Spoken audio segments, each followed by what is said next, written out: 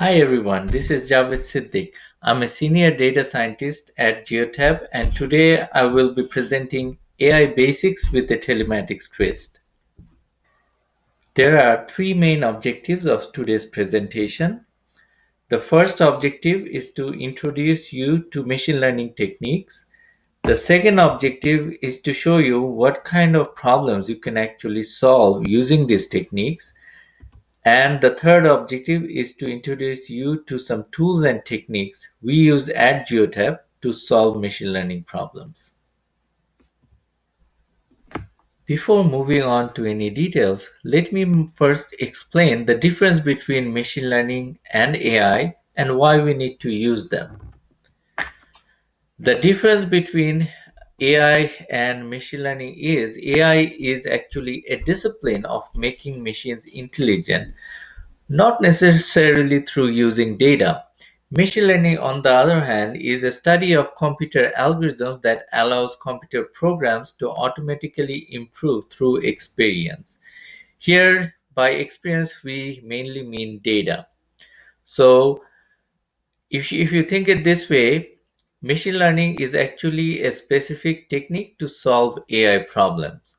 So all machine learning algorithms would fall under the discipline of artificial intelligence, but not all artificial intelligence techniques would be using data, so it wouldn't be covered by machine learning.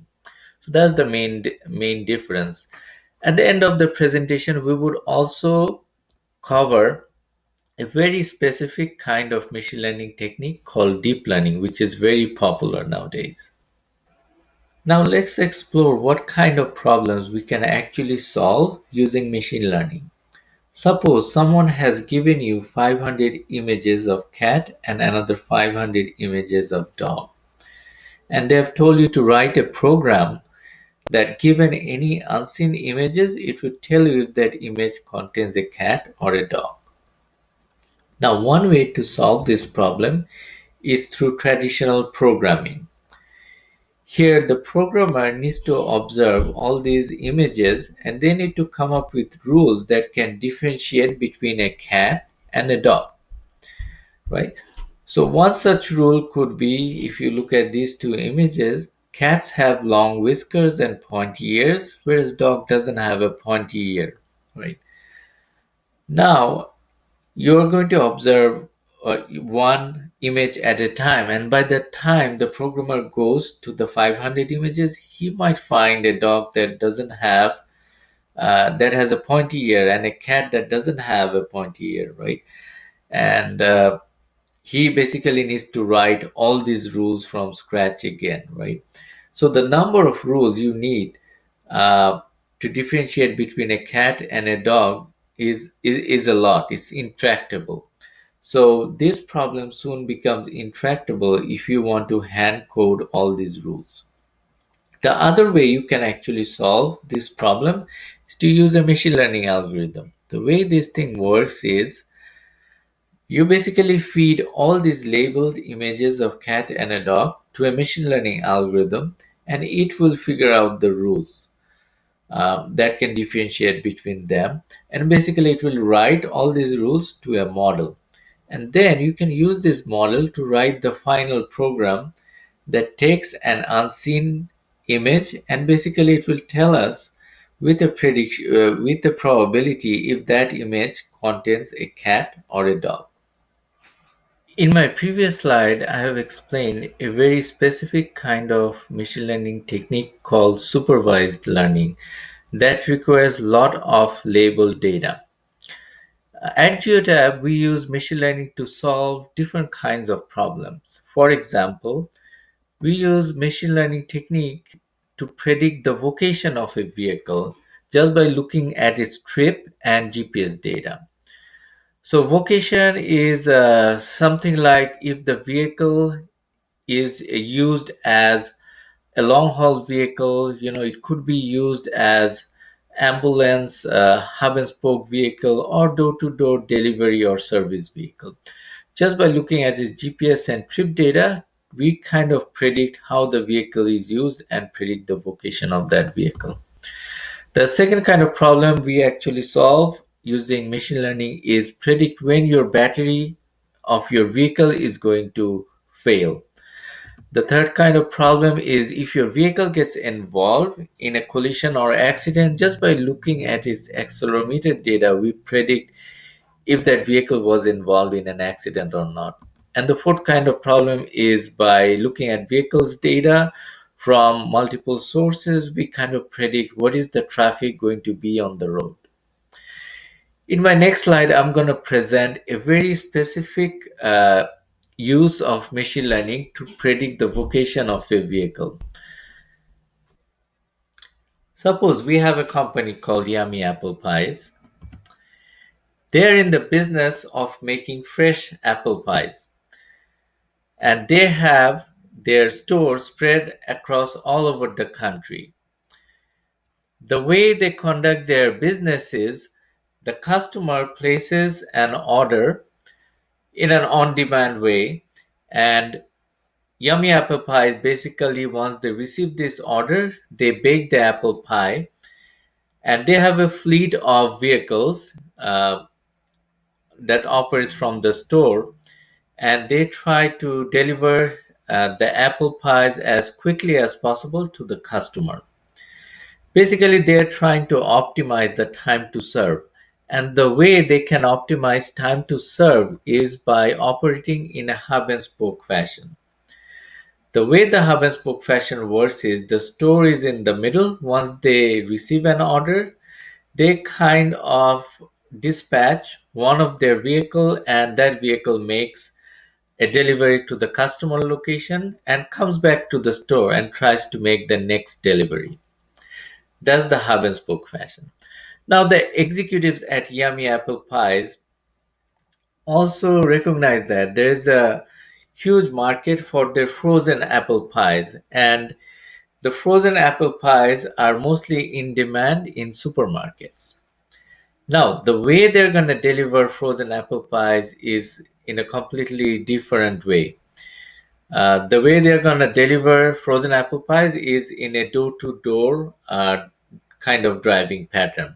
So, the way this would work is they would have a predefined route, and they're trying to optimize the distance traveled. They're gonna carry a lot of bulk of frozen apple pies, and they're gonna try to make the first delivery to one of the stores, and to minimize the distance travel, they're gonna try to make the second delivery to the neighboring store, and so on. So that's the door to door driving pattern. Now let's try to explore the differences between hub and spoke and door to door driving pattern. When the vehicle is operating in a hub and spoke driving pattern, it's basically a high velocity store to customer delivery. There is no planned route, and the order comes on demand. And we are trying to optimize the time to serve, and there will be many small deliveries. On the other hand, when we are trying to make a delivery in a door to door driving pattern, basically there will be high volume store to store delivery, right? There is a planned route, and we are trying to optimize the distance traveled by the vehicle, and there will be few large deliveries. Now let's look at some of the benchmark and metric that Yummy Apple Pies is also trying to optimize. For hub and spoke vehicle, they're trying to optimize the time to serve, and they're targeting 10 minutes. They're also trying to optimize utilization and time spent at the hub, which is around 1 hour. And they also want to reduce the time spent on customer location. On the other hand, for door to door vehicle, the optimization or the benchmark criteria is completely different. They're trying to optimize the distance traveled per route. The benchmark is around 4 kilometer. They also want to uh, basically deliver as many packages as they can per route, which is around 200, trying to optimize distance travel per store, which is 1.5 kilometer. The main point over here is the benchmark for hub and spoke and door to door vehicle are completely different. So Yummy Apple Pie, the company need a program that given a trip data from a vehicle, the program will tell if that vehicle is a hub and spoke vehicle or a door-to-door vehicle. Let's look at the sample data that is given to us. This data has a couple of columns. The first column is the hardware ID, which uniquely identifies a vehicle. The second column is a trip ID, which uniquely identifies a trip. The third column is start geohash, which represents the starting location of the trip, and the stop geohash, which represents the stopping location of the trip. And the last column is the label. The label is either hub and spoke or if the vehicle is door to door. And we are given data, 3 months of trip data from 1600 vehicles. Next, I'm going to talk a little bit about geohash. So, geohash is an alphanumeric string which uniquely identifies a location. The string can be at most 12 character long. So 12 character long geohash represents the smallest geohash. It's around 5 centimeter by 5 centimeter. And the other characteristic of a geohash is smaller geohashes can be embedded inside a larger geohash. For example, if you look at the slide, if you look at the character G geohash, right, all the smaller geohashes, the two character geohashes that starts with G are embedded inside the larger geohash, which is the G geohash. Now, we're going to face a couple of challenges when we want to train our model on top of this trip data. The first problem that we're going to face is uh, our model need to understand the geohash system or the geolocation system or the coordinate system. We want to avoid that at all costs because we do not have enough training data to teach a model the geohash system, right? So we need to actually use feature engineering and a couple of other techniques to avoid that problem. The other challenging problem we are going to face is we need to teach our machine learning model the pattern that represents a hub and spoke vehicle and also the pattern that represents a door to door vehicle. And in the next few slides, we're mostly going to talk about feature engineering that's going to address this problem. The other problem we're going to face is we have variable length inputs, and our model would also need to deal with this variable length input. Let's talk about feature engineering in our next few slides. As discussed in the previous slide, feature engineering would address some of these problems. So feature engineering, we use domain knowledge to actually structure our data and kind of make a very simple representation of the data. The benefit of feature engineering is that our ML algorithm would need to do less data manipulation and can learn easily from this featured engineered data. There are a couple of techniques we can use to do feature engineering. In today's presentation, we're mainly going to discuss four main techniques, and these are bucketing, hashing, crossing, and embedding. So let's first discuss what is bucketing. Bucketing reduces the cardinality of the data. For example, if we apply bucketing on our 7 character long geohash, the start geohash column, what we would get is basically a 6 character long geohash. And this reduces the cardinality of our data. Our next feature engineering technique is hashing. Our objective here is to actually replace the geohash with some other value. The way we are going to do it is by using a hash function. So let's kind of discuss the algorithm that our hash function would have. So the algorithm here is for each vehicle, we're gonna look at, we're gonna count the number of trips that either originate or end at that geohash location. And based on that count, we are going to rank each geohash. So rank 0 would represent that this geohash is most frequently visited geohash. Rank 49 would basically represent this geohash is the 50th most visited geohash for that vehicle. Now, once we have that rank, we are going to replace the geohash with this rank or index. So let's look at how our data set looks like once we apply this hash function. So if we apply that hash function on our start geohash, all the geohashes are going to be replaced by a number. If you look at the first row and if you look at the start index column, there you would see 0. What that 0 represents is that the geohash that was there before was the most frequently visited geohash by that vehicle, which basically could mean that this was the hub.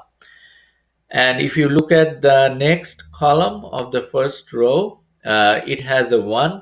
What that basically means is that this geohash is the second most frequently visited geohash for that vehicle. Next, we're gonna show what patterns we can actually extract using the rank or the index. In this plot, the x-axis is the start index and the y-axis is the stop index. Each dot represents trips from a vehicle. The blue dot represents trips from a door-to-door vehicle, whereas the red dots represents trips from hub and spoke vehicle. In this plot, you would see a very distinct pattern for these two types of vehicle. For hub and spoke vehicle, you would see all the red dots, which represents trips from hub and spoke vehicle, kind of align on the edges and forms an L-shaped pattern. On the other hand, trips from a door-to-door vehicle aligns in the diagonal and forms a diagonal pattern. The reason why is for hub and spoke vehicle, lot of trip originates from the 0th location or 0th index location, which represents the hub, and also a lot of trips end at the hub. That kind of forms the L-shaped pattern in this diagram. On the other hand, for door-to-door vehicle, there are a lot of trips that goes from one neighboring store to another neighboring store. And usually these trips do not cross the geohash boundary. So a lot of trips starting at index 1 ending at index 1, starting from index 2 and ending at index 2 and so on. It seldomly crosses the geohash boundary. That's why we see a diagonal pattern. Now this kind of confirms our hypothesis of what is a hub and spoke vehicle and what is a routed vehicle. The next technique we apply on our data is crossing. It's a very simple technique. We just concatenate the start index and stop index and create a new column called crossed. We also do a couple of other operations. Um, Mainly we do a group by hardware ID, the cross column and the label column, and simply count the number of trips and add a new column called count in our table. The new data set after applying those operations looks like this. If you look at the first row, it has the hardware ID. The cross column represents the number of trips that start from the hub and the second most visited location, which is represented by 01, and the label is hub and spoke. Once we have our data set in this format, we are kind of ready to apply another technique called pivoting or embedding. Here, what we have done is we have taken the cross column and uh, all the values on that column, like 00 and 01, those become the actual column in this new data set. Now, if you look at this data set, for each vehicle, we would have just one row and they would have a fixed number of values in each one of them. So we no longer have to deal with variable length inputs for our model. Now we are kind of ready to apply machine learning on our data. Before we apply ML algorithm, let's look at what kind of patterns we observe in our data. We have picked 18 hub and spoke vehicle and 18 door-to-door vehicle. On the left-hand side, we have the hub and spoke vehicle. For each of these plot, the x-axis is the start index and the y-axis is the stop index. And we have generated a heat map based on the number of trips that originate at the start index and ends at the stop index. And if you look at the heat map, you would see that for hub and spoke vehicle, we see an L-shaped pattern, and for door-to-door vehicle, we see a diagonal pattern. Now we are ready to apply ML algorithm on top of this featured engineered data and try to pick up these patterns. So in our last few slides, we already discussed feature engineering on telematics data.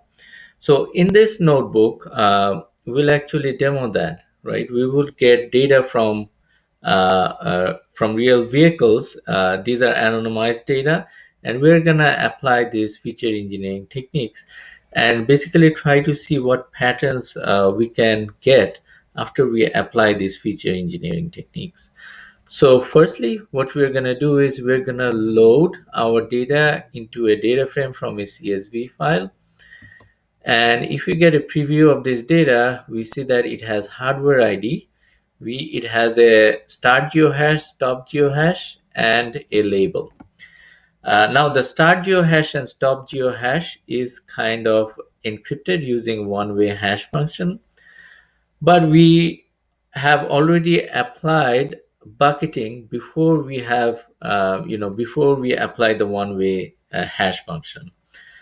um, so what it does is, once we apply one-way hash function on a geohash, if you have the same geohash, it would result in the same hash string after we apply the one-way hash function. Next, we apply the hashing technique.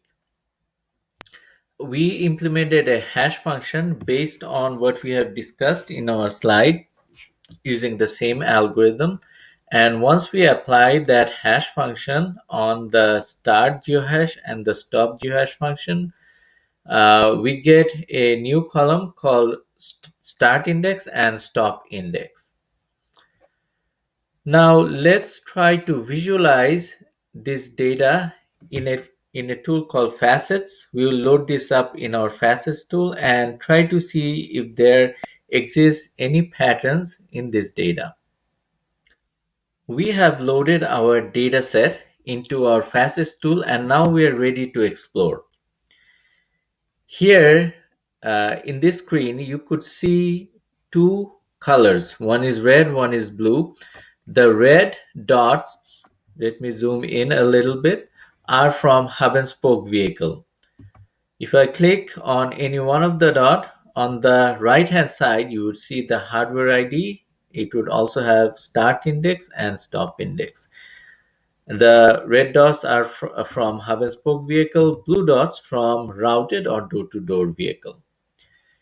Now let's try to create a plot, right? And these are all the trips that we have so far.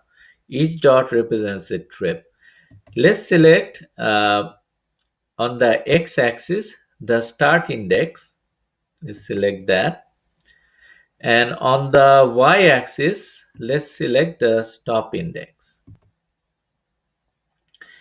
Now, uh, in this plot, you could see a pattern. Let me increase the number of buckets. Here, right now, everything is in 10 buckets. Let's increase it to 51. This one is also 51. So we can see a more granular view of this plot. So if you look here, all the red dots, let me zoom in a little bit. All the red dots are kind of lined up on the edges.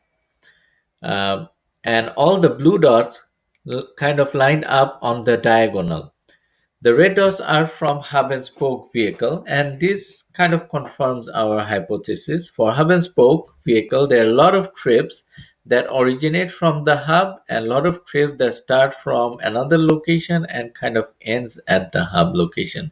And the hub location is the zeroth location, right? And for door-to-door vehicle, there are a lot of trips that don't cross the geohash boundary, because for door-to-door vehicle we have a lot of trips that goes from one neighboring store to another neighboring store, and these trips do not cross the geohash boundary. So a lot of trips start and end at the same geohash location or the same index.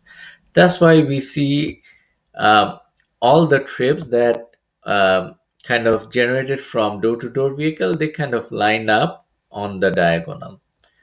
So this kind of confirms our hypothesis, and also we know that if our machine learning, if we are to build a machine learning model on top of this data, it needs to identify this L-shaped pattern and this diagonal pattern to differentiate between hub and spoke and door-to-door vehicle. So this concludes our short exploration, and we would go back to our notebook and kind of continue the rest of our feature engineering process.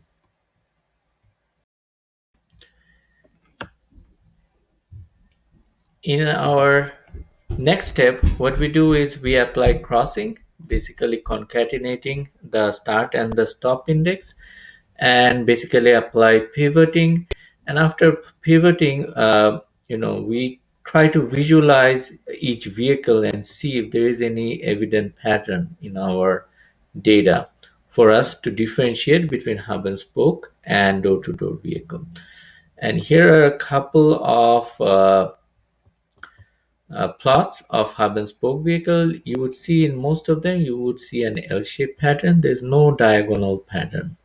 On the other hand, if you look at a plot of a door-to-door or routed vehicle, you would see a diagonal pattern in every one of them. Some of these patterns are noisy. Each vehicle doesn't have the same exact same pattern, but every one of them would have like a diagonal pattern if they are door-to-door. On the other hand, if it's a hub and spoke, every one of them have like an L-shaped kind of pattern. So after feature engineering, we are kind of sure what pattern the ML algorithm would need to look for in our feature engineered data. Now let's go back to our presentation and kind of see how we can apply an ML algorithm to pick up this pattern. Let me introduce you to some machine learning algorithms and how we can use it on our data. So there are different types of machine learning algorithms and machine learning techniques. The particular technique we're going to talk about in this presentation is supervised learning, and we are mostly interested in classification because we are trying to predict a label, and our training set is also a label training data set. And we're going to look at a couple of techniques like random forest, SVM, but we're going to mostly focus on artificial neural networks.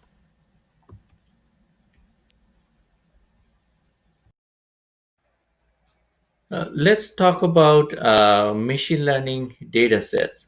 So a machine learning data set usually is divided up into two parts. the training set and the test set. The training set is the data from which the machine learning algorithm learns, and the test set is actually used for validation and evaluation purpose. The test set, the machine learning algorithm never sees the test set, right? So it's solely used for evaluation and validation. And in terms of evaluation and validation, there are a couple of metrics we can use to actually evaluate a machine learning model, how well the model has learned all the patterns. And these are accuracy, precision, recall, and F1 score. For this presentation, we're going to stay very simple. We're only going to look at accuracy, which is basically the number of true positive and the number of true negative divided by total number of instances in the test set. Now we're gonna go over a demo notebook and kind of show you how we can apply machine learning techniques on our data. This is the notebook where we would load our feature engineered data set, and we would train a model on this data set that will predict if a vehicle is hub and spoke or door-to-door vehicle. Initially, we import a couple of Python packages, and then we load our data set, our label data set, into a data frame.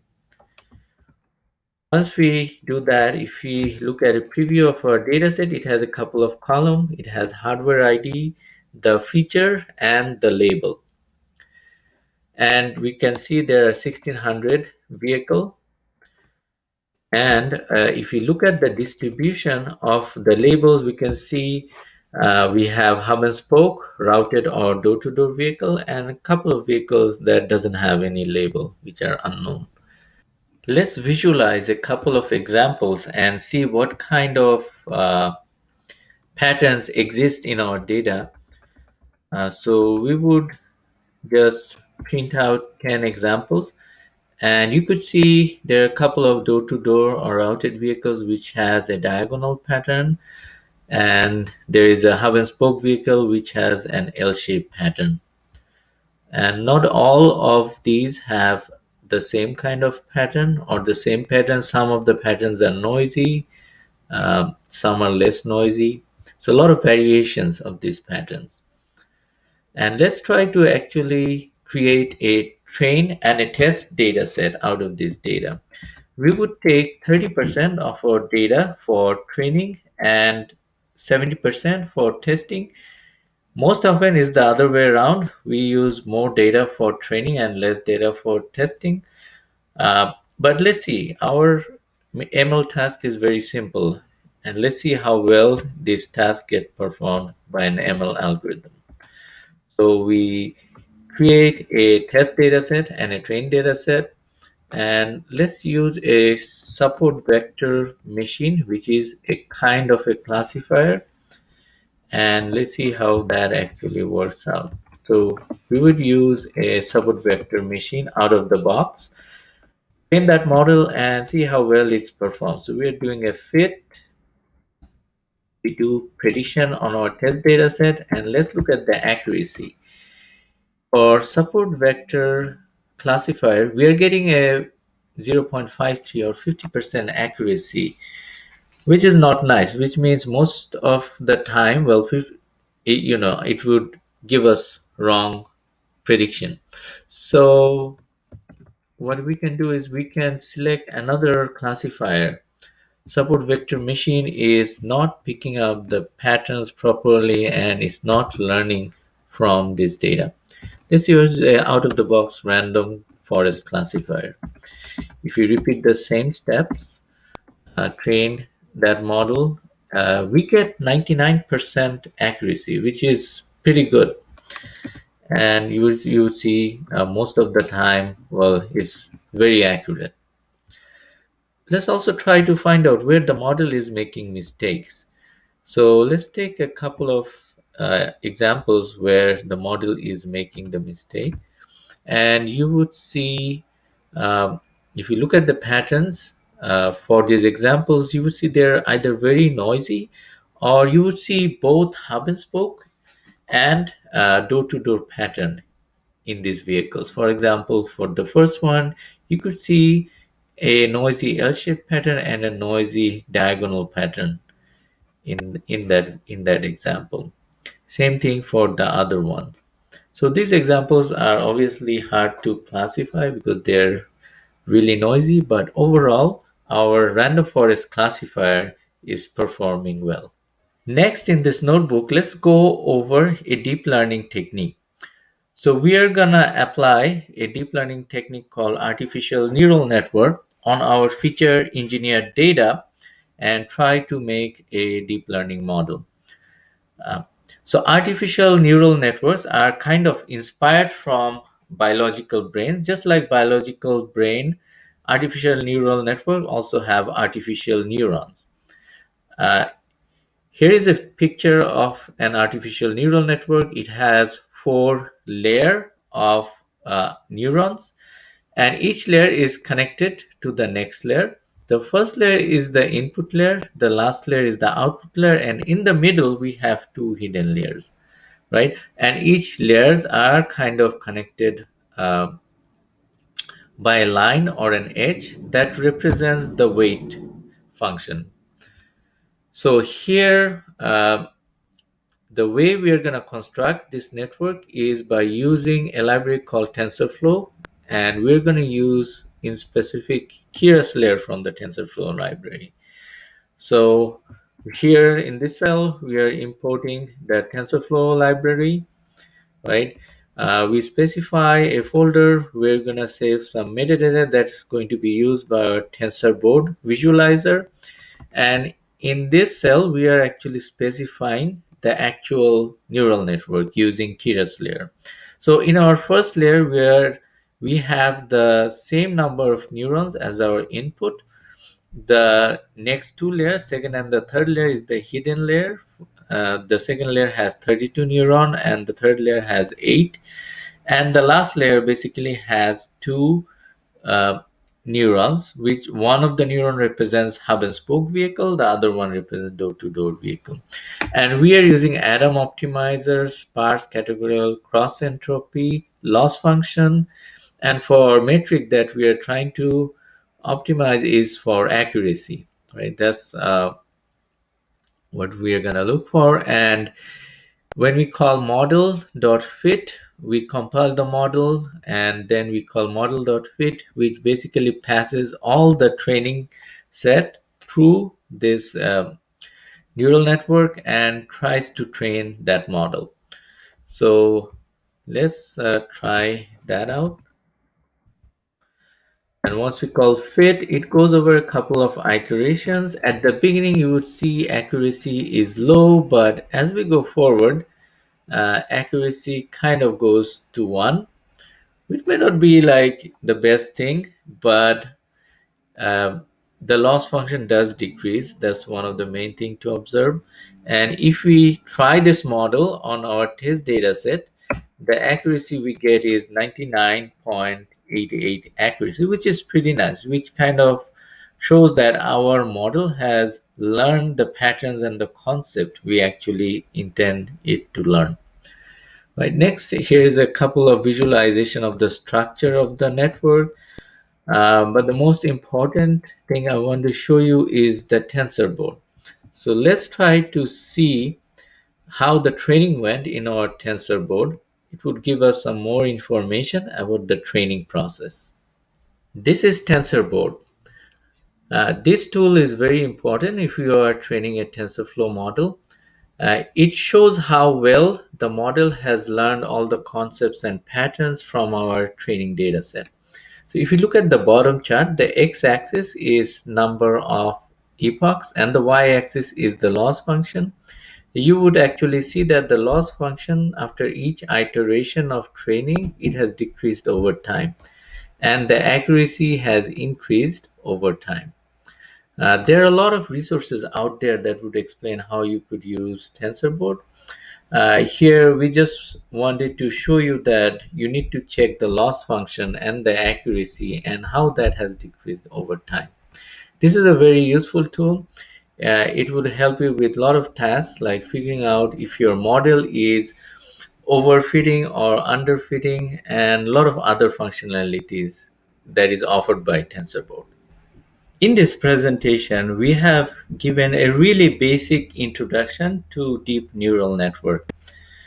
There's a lot more. There are a lot of resources out there that would give you a much better introduction to deep learning, but we want to show you how you can use deep learning techniques on telematics data and create a model. The other thing I want to discuss is how activations actually work in a deep learning network. Suppose we have trained a deep neural network model on, on a cat and dog data set, right? And once we train that model, this is how the inference actually works. Suppose we feed any unlabeled images. In this case, uh, we have fed an unlabeled image that contains a cat to the network.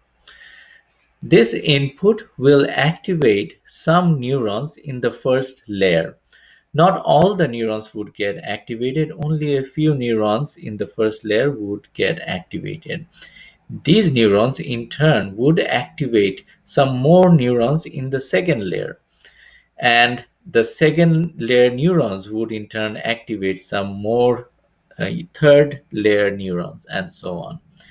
And at the end of the network, we would actually get the output. The output also gets activated by the previous layer. In this case, with our output is cat.